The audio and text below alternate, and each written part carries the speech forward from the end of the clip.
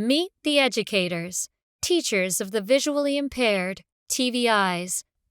The following video features 3 individuals seated in an office conference room, each speaking to the camera about their experiences with the Massachusetts Commission for the Blind, or MCB.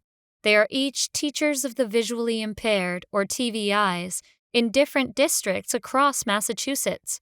Speakers include, in order, Lynn Shortus, Brendan Foley, and Marisa Mills, all teachers of visually impaired students.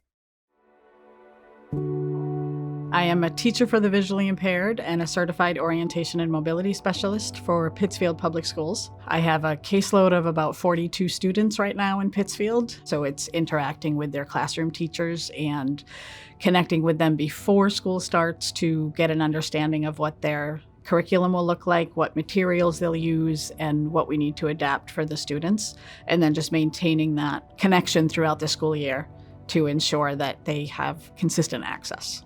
My name is Brendan Foley. I'm a teacher of the visually impaired and a certified orientation and mobility specialist. I'll work with families whose children are about to turn 3 to try to get them to understand the shift in services from what's called early intervention to school-age services.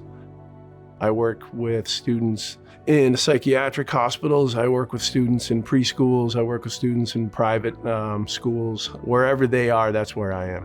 So I keep everything in place from the individual education plan, and I just keep enabling the staff and the student to take responsibility and to become a member of the community, and for the community to embrace the student. That's very important.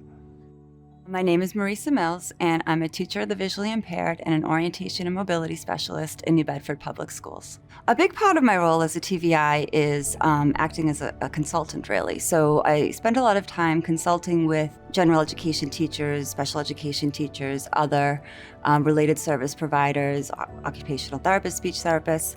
And what I do is I make curriculum and instruction accessible for students with visual impairments.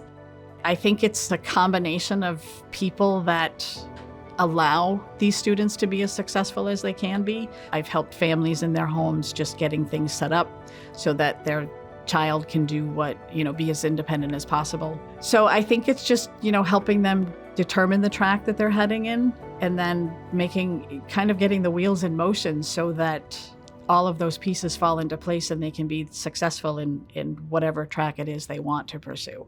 I find it helpful to be with their caseworker and the student to say, hey, here's the situation, here's all the people at the table that are here to help you. You're looking to produce a student who's confident and capable. So I try to see the possibility in my students, and I try to teach them to see it in themselves. Are they reaching their IEP goals, or are they making good grades? Those are some real, obvious ways to measure success. So more subtle ways I feel you can measure success is to see how a student is involved in their school.